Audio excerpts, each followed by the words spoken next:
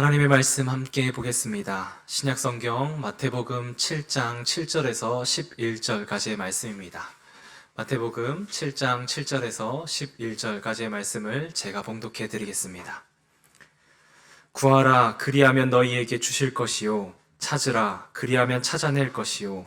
문을 두드리라, 그리하면 너희에게 열릴 것이니 구하는 이마다 받을 것이요. 찾는 이는 찾아낼 것이요. 두드리는 이에게는 열릴 것이니라. 너희 중에 누가 아들이 떡을 달라 하는데 돌을 주며 생선을 달라 하는데 뱀을 줄 사람이 있겠느냐? 너희가 악한 자라도 좋은 것으로 자식에게 줄 알거든. 하물며 하늘에 계신 너희 아버지께서 구하는 자에게 좋은 것으로 주시지 않겠느냐? 아멘. 오늘도 평강의 하나님께서 우리에게 주시는 말씀으로 설교를 시작하도록 하겠습니다. 평안을 너희에게 끼치노니 곧 나의 평안을 너희에게 주노라. 내가 너희에게 주는 것은 세상이 주는 것과 같지 아니하리라. 너희는 마음에 근심하지도 말고 두려워하지도 말라. 오늘도 예배하는 가운데 세상이 주지 못하는 하나님의 평강이 여러분들의 마음에 가득 임하기를 주님의 이름으로 축원합니다. 오늘은 샬롬 두 번째 시간으로 기도로 샬롬이라는 그 주제로 제목으로 함께 말씀을 나누려고 합니다. 여러분들 어떻게 한 주간 평안하셨나요? 요즘 세상에서 평안하게 한 주간 지내는 건 너무나도 귀한 복입니다. 급변하는 사회와 또 성공적인 기준에 맞추어서 내 자신을 볼 때 낙오자가 되지 않을까 하는 생각에 늘 불안한 마음으로 살아가는 것이 오늘 현대 사회의 모습이며 현대인의 모습이기도 합니다. 그래서 학자들은 종종 지금 우리가 살아가고 있는 이 시대를 불안의 시대라고 명명하기도 합니다. 그런데 이러한 불안의 문제는 현대 사회만의 문제는 아닙니다. 인류 초기부터 존재했던 문제입니다. 성경의 창세기에서는 우리의 불안이 어디로부터 시작되었고 발생하였는지를 우리에게 말해주고 있습니다. 성경에서는 불안의 이유를 하나님의 형상으로 창조된 우리가 하나님과의 관계가 단절됨으로부터 오는 것이라고 이야기합니다. 그러니까 하나님의 형상으로 우리는 지음을 받았는데 그 지음받은 자와 또 지어주신 분하고의 분리로 인하여 생겨나는 것, 그것을 불안이다라고 이야기합니다. 아담이 하나님께 범죄하고 난 후에 에덴 동산에 쫓겨나 그들이 거주하고 있었던 곳은 에덴의 동쪽이었습니다. 그리고 아담의 자녀 가인은 동생 아벨을 죽이고 난 후에 에덴의 동쪽 중에서 놋이라고 하는 땅에서 살아가기 시작합니다. 여기서 가인이 머물던 놋이라고 하는 지역은 그 지명을 나타내는 명칭이기도 하지만 그 단어 자체가 가지고 있는 의미가 깊습니다. 놋이라는 말에는 방황하는, 떠도는, 탄식하는 이라는 뜻이 담겨져 있습니다. 즉 하나님을 떠난 사람들이 놋에 머물게 되었다는 것은 하나님과 관계가 단절된 채로 살아가는 그 자체가 방황하고 떠돌고 탄식하는 상태에 머무르게 되었다라는 것을 나타내는 말이기도 합니다. 따라서 불안의 문제는 하나님과의 관계가 단절된 것으로부터 주어지는 것이다 라고 성경은 우리에게 알려주고 있습니다. 그래서 하나님을 떠난 상태에서는 우리가 아무리 세상의 부와 권력을 거머쥔다고 해도 그 마음에 평안을 누리지 못합니다. 우리의 마음에, 우리의 생각에는 조그만한 부가 더 주어지면, 조그만한 권력이 더 주어지면, 우리의 마음에 생겨난 문제가 해결되면 평안이 찾아올 것 같지만 실질적으로 하나님과의 관계가 회복되지 않고서는 우리는 진정한 평안, 샬롬을 누리지 못합니다. 진정한 평안은 놋이 아닌 에덴으로 돌아가서 하나님을 만나는 자리에서 받아 누리는 선물입니다. 하나님은 이러한 관계의 단절로 생긴 불안을 해소케 하기 위하여 그 길을, 그 문으로 들어서는 그 방법을 우리에게 알려주셨습니다. 우리로 하여금 놋에서 에덴의 문을 열고 들어설 수 있는 열쇠를 지어주셨는데 그 열쇠가 바로 기도입니다. 성경은 한결같이 우리로 하여금 그 문으로 들어서길 바라며 우리에게 기도하라고 권면하고 있습니다. 성경에서 기도에 관한 말씀을 찾아보면 650번 이상이나 성경은 기록하고 있습니다. 그리고 그 가운데 우리가 기도해야 할 것을 직접적으로 언급한 말씀도 꽤 많이 나타납니다. 그중 몇 구절을 찾아보면 이렇습니다. 제가 읽어드립니다. 예레미야 33장 3절의 말씀인데요.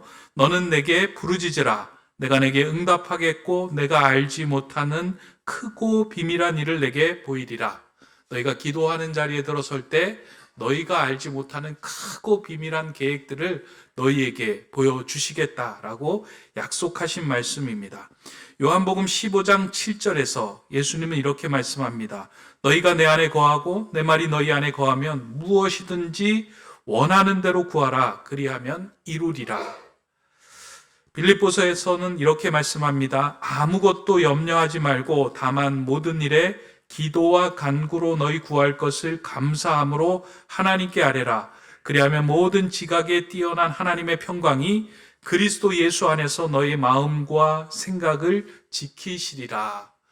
염려하지 말고 걱정하지 말고 기도해라. 그리하면 하나님께서 너희 마음과 생각을 지켜서 평안에 이르게 할 것이다 라고 말씀합니다. 베드로전서에서 베드로는 이렇게 권면합니다. 만물의 마지막이 가까이 왔으니 그러므로 너희는 정신을 차리고 근신하여 기도하라. 우리로 하여금 계속해서 하나님과 떨어진 관계로 이어갈 수 있도록 세상은 우리를 유혹하지만 정신을 차리고 기도할 때 우리는 하나님이 주시는 평안 속으로 들어갈 수 있다라고 말씀한 구절입니다. 성경에서 이렇게 우리에게 기도할 것을 권면하고 기도의 필요성을 언급한 곳은 차고도 넘칩니다.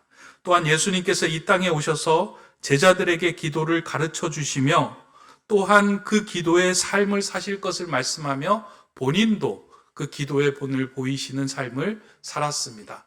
그래서 예수님도 불안하거나 두려움의 상황이 닥쳐올 때 그 상황에 휘말리지 않고 항상 하나님을 만나는 그 기도의 자리로 먼저 나아가셨습니다. 십자가를 마주하는 자리 앞에서도 담대하고 평안하게 그 길로 나갈 수 있었던 이유는 먼저 하나님을 만나는 그 기도의 자리가 있었기 때문입니다. 그 기도의 삶을 본으로 보여주셨습니다.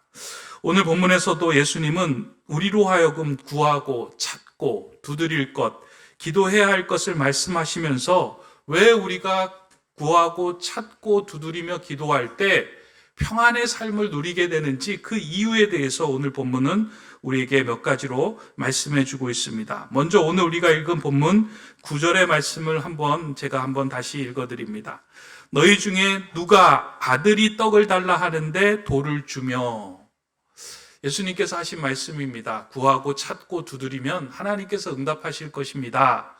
그리고 이어서 하시는 말씀이 너희 중에 누가 아들이 떡을 달라 하는데 돌을 주며. 이 본문에서 동그라미 쳐야 할 단어는 아들이라고 하는 단어입니다. 예수님은 기도에 대한 말씀을 하시고 난 후에 우리에게 하나님이 우리의 아버지 되시고 그 기도를 간구하는 대상은 아들이 된다라고 하면서 아버지와 아들의 관계를 비로소 설명합니다. 기도할 때 우리가 누릴 수 있는 평안의 이유가 되는 가장 근본적인 것이 무엇이냐면 하나님이 우리 아버지가 되시고 우리는 그분의 자녀가 된다라는 것입니다. 이 관계가 세워지는 순간 우리의 마음속에는 자연스럽게 평안이 찾아올 수 있습니다. 그래서 기도는 단순히 내가 원하는 것을 간구하고 구하고 그 소원 성취를 이루어내는 것이 아니고요. 기도의 자리에 가장 근원적인 것은 하나님 아버지를 만나고 그 하나님 아버지와 내가 자녀가 되어 영적으로 소통하는 자리에 서는 것이 기도입니다. 그래서 기도는요, 내가 원하는 소원 성취 부를 이루어내는 어떤 도구가 아니라 인격적인 만남이며 소통의 자리를 말합니다. 예수님은 그것을 아들이라고 하는 단어로 설명해 주고 있다는 것입니다. 우리가 그 믿고 있는 기독교에만 기도가 존재하는 것이 아니고요. 이 세상에 있는 여타 종교의 모든 종교에는 다 기도가 존재합니다. 그런데 그 기도에서 어떠한 종교에서든지 그 기도를 하나님 아버지와 자녀가 그 아버지와 아들이 만나는 인격적인 만남의 자리로 소통하는 자리로 여기는 그 기도의 내용들은 없습니다. 오직 우리가 믿는 그리고 우리가 하나님을 믿는 그 기도에서만 아버지와 자녀의 관계로 이야기를 하고 있다는 겁니다. 종교개혁자 깔뱅은 인간에겐 모두 디비니타티스 센숨이라고 하는 것이 있다고 이야기합니다. 라틴어다 보니까 어려운 말이기는 한데요. 디비니타티스 센숨이라는 말은 우리가 하나님을 알아볼 수 있는 지각이라는 뜻입니다. 그러니까 디비니타티스라고 하는 것은 하나님에 대한 것이고요. 그리고 센숨은 센스, 지각이라는 뜻이어서 우리 모두는 하나님의 형상으로 창조되어 있기 때문에 근원적으로 하나님을 향하고자 하는 마음이 있고 그리고 하나님을 향하여 기도했을 때 그 하나님을 알아볼 수 있는 지각이 우리 안에 있다는 겁니다. 거꾸로 이야기를 하면 우리는 그러한 지각이 있기 때문에 그 지각이 채워지지 않을 때 우리는 온전한 평안을 누릴 수 없다라는 말입니다. 그래서 기도를 향하여 우리가 기도를 하는 가장 근본적인 이유는 소원을 이루고자 하는 것이 아니라 채워지지 않았던 그 공허함을 하나님으로 인하여 채워가는 그 자리에 선다. 다시 말해서 놋과 같은 상황 속에서 에덴으로 발걸음을 하는 것, 그것이 기도입니다. 우리가 그렇게 하나님을 만나고 그 하나님과 대면하는 자리에 서 있을 때에 우리는 세상이 줄 수 없는 평안을 누리고 느끼게 됩니다. 따라서 기도할 때 평안을 누리는 가장 근원적인 이유는 기도에서 나의 소원을 이루어내는 것이 아니라 전능하신 하나님을 만날 때 내 안에서 찾아야 할 아버지를 만났기 때문에 평안이 회복되는 것이다 라고 우리는 이해할 수 있습니다. 이러한 만남이 이루어질 때 우리에게 있었던 많은 문제들이 작고 시시해 보입니다. 아버지와 자녀의 관계로 이 기도의 문제를 풀어내는 것은 참 예수님께서 우리에게 주신 귀한 메시지입니다. 우리의 삶에서도 그렇잖아요. 아버지와 자녀와의 관계가 온전하게 이루어지면 그 자리는 평안의 자리가 됩니다. 왜냐하면 아버지는 그 순간부터 자녀 중심으로 모든 것이 바뀌기 때문입니다. 저희 가정에서도 자녀가 3명이 있는데요. 외식을 하자라고 밖에 가서 밥을 먹자라고 할 때 제 의견을 내서 간 적이 별로 없습니다. 그러니까 아들 중심으로 다 바뀌는 거예요. 난 돈가스가 먹고 싶다. 나는 뭐 소바가 먹고 싶다. 나는 오늘은 뭐 떡볶이가 먹고 싶다 하면 그 3명이 맞춰서 낸 결론에 따르는 것이지 제가 야 오늘은 가자 뭐 삼겹살 먹자라고 해서 결정하는 경우가 거의 드뭅니다. 모든 아버지의 중심이 자녀로 집중이 됩니다. 그러니까 그 안에서 머물게 되는 그 자녀들이 아버지를 통해서 누리는 평안은 세상에 무엇을 해서 얻는 평안이 아니고요. 우리 아버지는 우리 자녀들에게 모든 것들을 다 쏟아부으시는 분이다 하는 그것을 통해서 평안을 느낀다는 것입니다. 그렇게 우리가 아버지와 자녀와의 관계가 이루어지는 그 기도의 자리에 들어설 때 우리의 마음 속에는 평안이 차오르고요. 자연스럽게 평안의 삶을 살아갈 수 있게 됩니다. 아침에 여러분들이 이 기도의 문을 열고 하루를 시작하느냐, 시작하지 않느냐에 따라서 하루를 평강의 삶으로 살아내느냐, 못 사느냐가 결정이 됩니다. 독일의 그 본헤퍼 목사님, 선한 능력으로라는 찬양을 지으셨고, 우리에게 잘 알려지고 있던 그 본헤퍼 목사님이 기록하신 책 가운데 시편 2해라고 하는 곳에 이러한 말씀이 있습니다. 이른 아침의 기도는 그날을 결정합니다.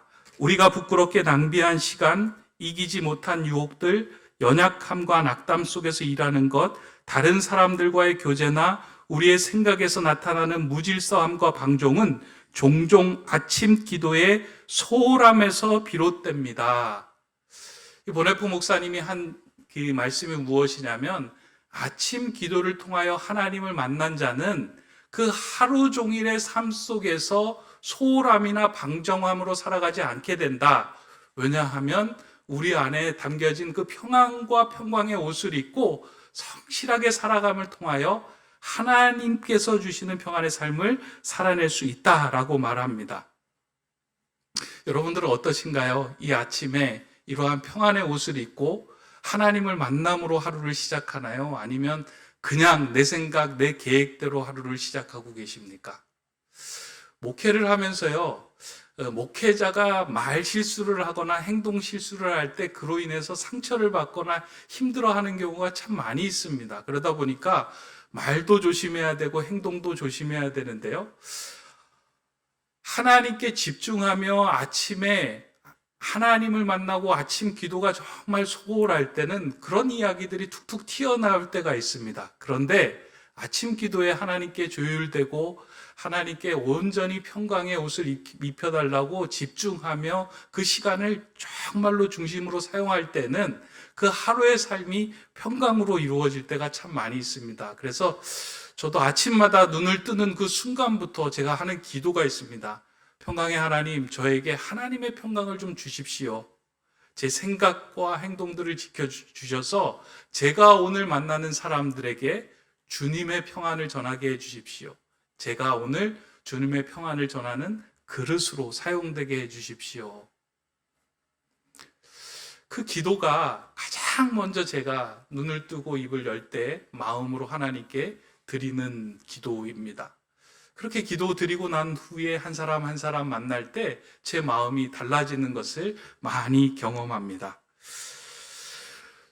올 한 해 우리가 함께 세웠던 표어가 샬롬, 누림과 나눔인데요.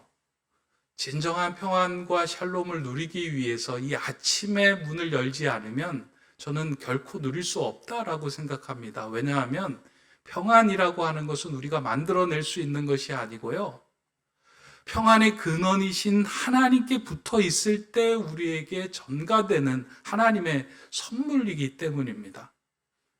그분과의 온전한 관계가 이루어질 때에만 우리의 마음속에 진정한 샬롬이 임합니다.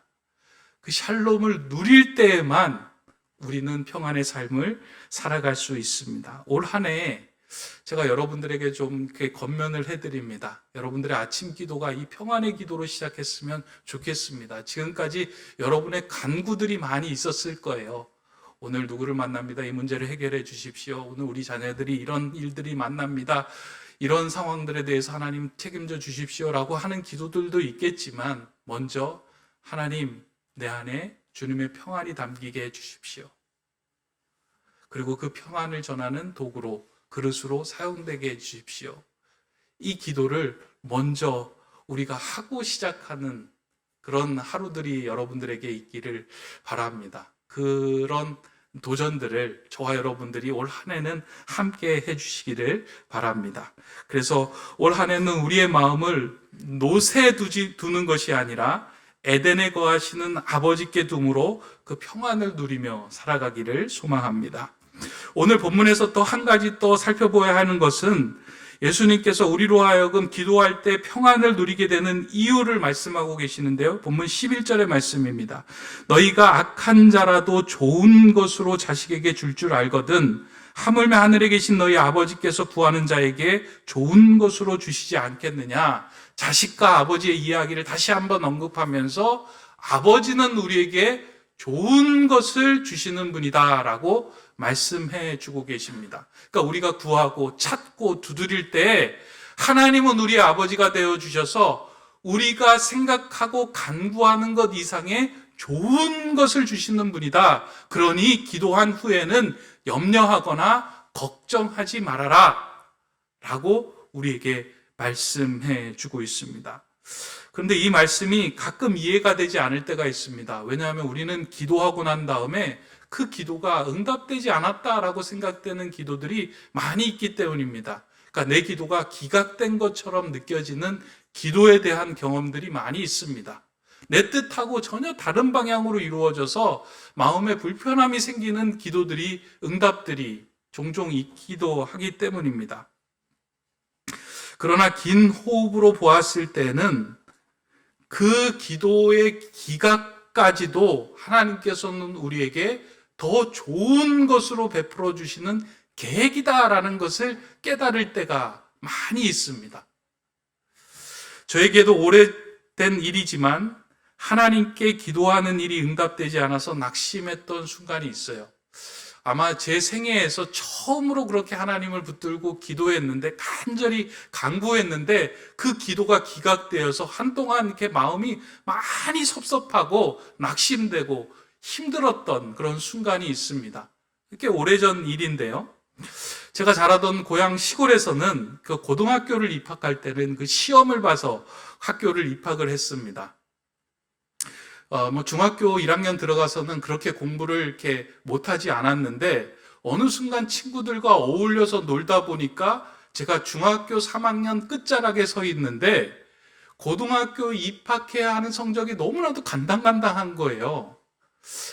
야, 이렇게 해서 고등학교를 들어갈 수 있는가? 막 이제 걱정이 되고 고민이 되었습니다. 그래서 제가 할 수 있는 일이 무엇이냐면, 그때 교회는 열심히 다녔으니까, 그래, 기도하자. 기도하면 하나님께서 응답하시고 들어주신다고 하셨으니까, 지금 이 간당간당한 건데 하나님께서 연필을 굴려서 찍는 거 다 맞게 해달라고 기도하자. 그리고 난 다음에 정말 그 마음을 다해서 기도를 했습니다. 그래서 학교하고 집하고 사이에 교회가 있었는데요.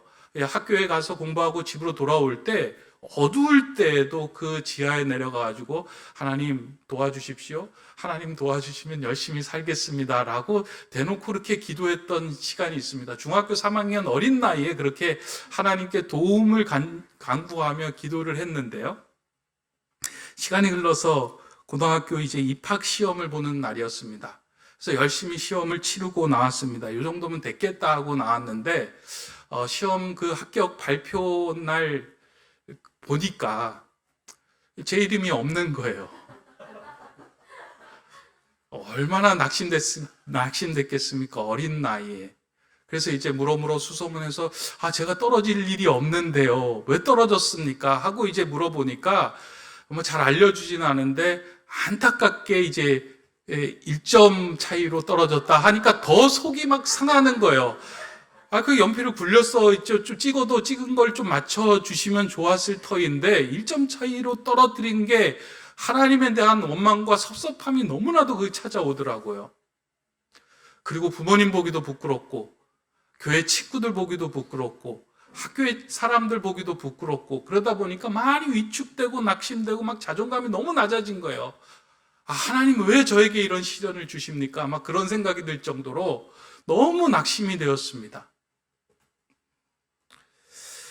지금 생각해도 좀 이렇게 많이 이렇게 마음이 불편한데요. 시간이 흐르면서 그런데 이 모든 과정들 속에 하나님은 저의 기도와 또 우리 부모님이 그 기도하셨던 것들을 세밀하게 듣고 계셨다라는 것을 깨닫게 되었습니다. 이 중학교 때는 사실은 이제 공부를 잘하면 공부로 인해서 자존감이 아이들은 높아집니다. 그래서 공부를 잘하는 애들은 자존감이 높고, 중간 하는 애들은 중간 정도 되고, 못하는 애들은 이제 뭐 바닥이죠. 물론 아닌 아이들도 있겠지만 저는 한 중간이어가지고 자존감이 중간 정도는 돼서 그래도 그나마 교회를 열심히 다니고 사람들과의 관계를 했었는데, 시험에 떨어지니까 갑자기 이제 바닥이 되더라고요. 내가 이렇게 별 볼 일 없는 존재였는가 생각이 들기도 하고.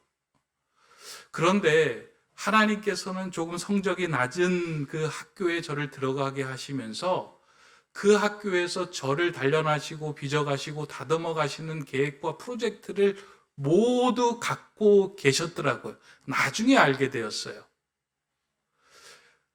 왜냐하면 그 학교에 가서 조금만 열심히 해서 성적이 올라가니까 선생님들이 칭찬을 해요. 학생들이 막 부럽게 봐주는 거예요. 그리고 또 제가 또 이렇게 미모가 괜찮다 보니까 저 아이는 뭔가 하면 좀 잘하겠다라는 생각이 그 학생들에게 심어졌는지, 그러니까 학생회장으로 선출이 되어서 그 학생들을 리더하는 자리에도 서게 되었고요. 선생님들과 학생들의 응원을 받으면서 여러 가지 프로젝트를 했던 경험이 있었습니다. 그 경험을 하면서 낮아졌던 자존감이 올라가고, 나도 무엇인가 할 수 있겠구나 하는 생각이 들었습니다. 시간이 지나고 난 후에 돌아보니까, 하나님께서 내 기도에 기각하신 것이 아니라 더 좋은 것으로 채워주셨구나. 그 당시에는 너무 부끄럽고 창피하고 죽을 것만 같았는데, 돌아와서 보니까 하나님은 그 자리에 계셨고 나를 통하여 더 귀한 것을 빚어가시는 중이구나 라는 것을 깨닫고 참 많이 은혜를 받았습니다. 그리고 난 후부터는, 어렸을 때 그 경험을 하고 난 후부터는 마음에 좀 평안함이 생긴 거예요. 문제가 생길 때 제 마음에, 그때 나를 새롭게 빚어주셨던 하나님이 이 위기의 상황, 어려운 상황 속에서도 하나님은 새로운 것으로 빚어주시고 더 좋은 것으로 주실 것이다 라는 확신이 제 마음에 든 거예요. 목회를 하면서 왜 어려운 일이 없었겠습니까? 근데 그때마다 낙심하고 주저앉지 않았던 이유가 있다면 바로 그 어렸을 때 내 기도를 기각하신 후에 더 좋은 것으로 주셨던 하나님을 경험하고 만났기 때문입니다.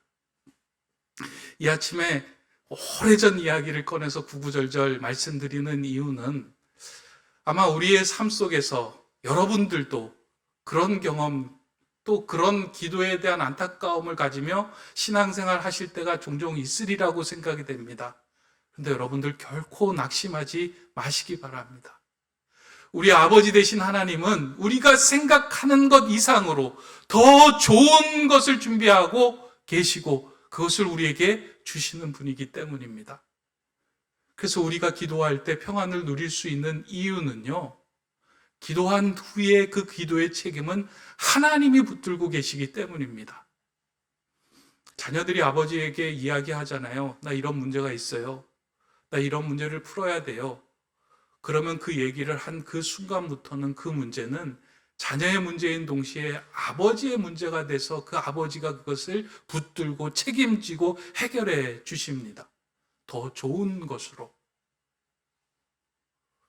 우리 하나님은 우리에게 그런 아버지가 되어 주시고요, 우리의 기도를 더 좋은 것으로 들어주시는 분입니다. 예수님은 그렇게 해서 우리에게 말씀하십니다. 악한 자라도 자녀에게 좋은 것을 줄 줄 알거든. 하늘에 계신 하나님 아버지는 너희에게 좋은 것으로 주지 않겠느냐. 염려하지 마라. 걱정하지 마라. 오늘 우리의 마음에 답답한 마음으로 하나님을 붙들고 기도하는 여러분들이 있다면요, 낙심하지 말고 평안함을 가지시기 바랍니다. 하나님께서 좋은 것으로 여러분들에게 채워주실 것입니다. 이제 말씀을 맺으려고 합니다. 어려움 가운데서도 평안을 누렸던 성경의 대표적인 인물 하나를 꼽으라고 한다면 다윗을 이야기할 수 있을 것입니다. 다윗이 거대한 골리앗 앞에서도 주눅들지 않을 수 있었던 이유가 있다면 그는 더 거대한 아버지 하나님을 보았기 때문입니다. 많은 사람들이, 군인들이 다윗이 보았던 그 하나님을 보지 못하고 골리앗만 보았을 때 두려움에 사로잡혀 벌벌 떨고 있었습니다. 그러나 다윗은 골리앗이 자신의 눈앞에 서기 이전에 하나님께로 달려가 그 하나님 앞에 마주 섰습니다. 그때 마음의 평안이 다가왔고요, 골리앗조차 시시해 보이고 작아 보이고 별 볼 일 없는 존재로 여겨지는 마음이 들었던 것입니다. 오늘 하나님께서는 또 우리에게 기도를 알려주시고 그 기도의 자리에서 놋에 머물던 우리에게 에덴으로 나와 만나기를 요청하며 우리를 초청하고 계십니다. 올 한 해는 저와 여러분들의 삶 속에서 이 기도의 문이 닫히지 않았으면 좋겠습니다. 기도의 문이 열려서 그 아버지와 함께 거할 때 세상이 줄 수 없는 평안이 가득 차오르는 경험을 많이 했으면 좋겠습니다. 그리고 난 후에, 기도한 후에는 염려하거나 걱정하지 말고 기다리시기 바랍니다. 우리 아버지 되신 하나님께서 가장 좋은 것으로 여러분에게 채워주실 것입니다. 이 믿음을 마음에 새기고 또 한 주 동안을, 또 올 한 해 동안을 기도로 진정한 평안을 누리며 나아가는 저와 여러분 되시기를 주님의 이름으로 축원합니다. 기도하겠습니다. 사랑의 하나님, 우리가 발을 딛고 있는 이 불안한 세상, 노세서 참 평안을 찾는 것은 어렵습니다. 불가능합니다. 그래서 하나님께서 우리에게 기도를 허락하여 주시고 노세서 에덴으로 옮길 수 있는 은혜를 허락해 주셨습니다. 이 귀한 은혜를 묻어두지 않게 하여 주시고 올 한 해는 노대서 에덴으로 옮겨가 하나님을 만남을 통하여 진정한 샬롬 평안을 누리는 삶이 되게 하여 주시옵소서. 하나님, 이 아침에 그리고 매일 아침에 우리가 하루를 시작할 때에 존귀하신 아버지 하나님 앞에 무릎 꿇고 그분의 평강의 옷을 입고 하루를 온전히 살아갈 수 있도록 저희를 주장하여 주시고 이끌어 주시옵소서. 그리하여 불안한 세상 속에서 흔들리는 삶을 살지 않게 하여 주시고 담대하고 또 평안한 마음으로 이 세상을 승리하며 살아가는 주님의 자녀들 다 되게 하여 주시옵소서. 예수 그리스도의 이름으로 기도드립니다. 아멘.